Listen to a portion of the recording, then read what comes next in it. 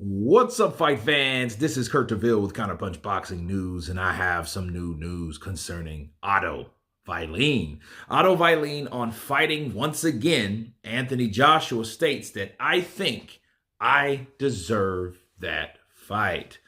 Um, Otto Wallin says that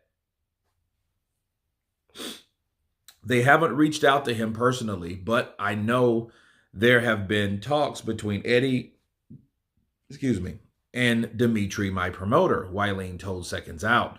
There's some talks there. I don't know if there are any updates on it. I'm hoping there will be. I would really like to fight Joshua. I still consider him one of the best in the division, and he's a really big name.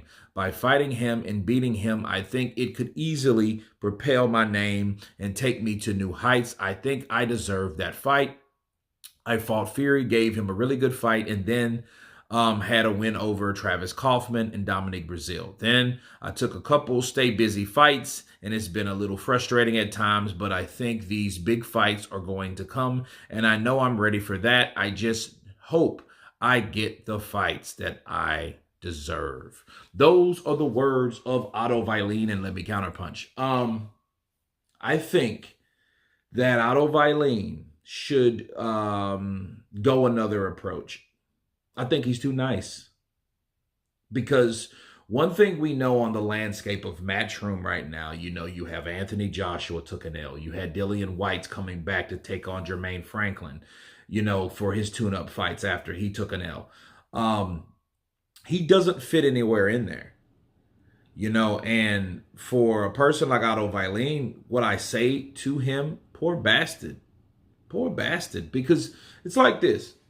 He had that fight with Dillian Whyte, and all we knew, that fight could have been a derailment for Dillian Whyte. It could have been a banana skin.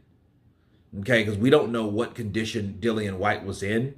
I've heard Ramadan. I've heard, he was fasting when he was fighting, and he wasn't, what I mean? Like, I heard like a lot of things, but then again, he didn't look well the last time I seen him fight. Okay, that Povetkin rematch was a shit show. I mean, let's just be honest. It wasn't something that I would want to put on my highlight reel if I'm Dillian Whyte, because it wasn't like it. He looked sloppy.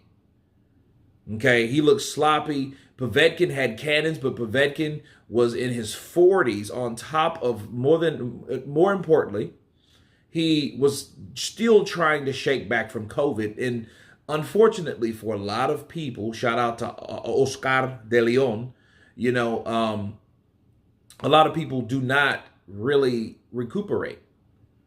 Like they don't go back to normal. Things happen to people in COVID. Not all the time people do die. They have some long-term issues after COVID, and I think that happened to Povetkin. So saying all that to say this, that fight with Dillian Whyte, I feel him on that, because that fight was the fight that it was coming close to fruition. And, a lot of people think Dillian Whyte swerved that fight, to get the Tyson Fury fight. But if he did, who wouldn't do that? Because that's the only guy that beat Otto Wallin, you know what I mean? Bars. So I feel that Otto Wallin, yeah, I don't really think deserve has a lot to do with it. And a lot of people, I think, try to follow the Andy Ruiz story, because, he was that guy that, got that actually reminds me of Rocky Balboa, but in a better outcome, right? It's actually in reverse. Because Rocky beat Apollo in the second one, and Anthony got beat by Andy on the first fight. So I think a lot of people think of that opportunity and they look at Andy Ruiz and then they compare themselves to Andy Ruiz, but they need to understand that Andy Ruiz wasn't that ideal guy.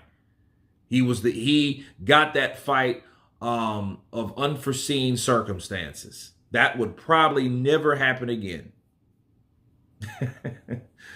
So I think Otto Wallin, back to him, he needs to change his approach. How does he change his approach? Well, he needs to start getting mean, nasty, dirty, messy. He needs to start talking shit.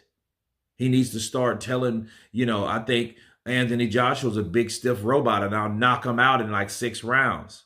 I'll do him just like Alexander Usyk did him, but worse because I'm bigger than Alexander Usyk. I'm a real heavyweight, and I will really knock his ass out. Stuff like that. Because, see, he's not getting anywhere just being this humble, Swedish giant, nice, mellow fellow. He's not getting anywhere with that. So I think he needs to change gears. I think he needs to change his whole tune. Because, that I would have been more pissed off if that Dillian White shit would have happened to me. Because what's happening in the matchroom landscape, talking about that briefly, Eddie Hearn's going to look after his fighters and make sure, well, look, I'm going to make sure these 2 fighters that are my fighters get the money that they deserve because they've taken some L's and we don't know how that's going to go. One's going to sink, the other one's going to swim. However, they're both going to drink, right?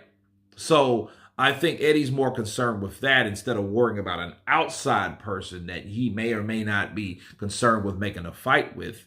You know what I mean? And obviously Dimitri, I think it's Salita, has not really been up in the ante. I think, some self-promotion has to come into play with Otto Wallin. He has to basically turn into Jarrell Miller. Because Jarrell Miller, the only reason he got that fight was simply because he was a shit talker. And he intimidated. He showed up at events. He pulled a Shannon the Cannon. Okay? He said, let's go, champ. You know what I mean? And that's how he got that fight with Anthony Joshua. So I think, if anything, I think he needs to stick out amongst the rest and do something like that, like I recommended, to get that fight with Anthony Joshua. Because, believe it or not, it's still on the table. But it looks like Anthony Joshua will fight Dillian White. So I think he needs to do something to disrupt that. But you guys tell me what you think of Otto Wallin believing that he deserves a fight with Anthony Joshua. Of course, please subscribe. And you guys been Counterpunch. Peace.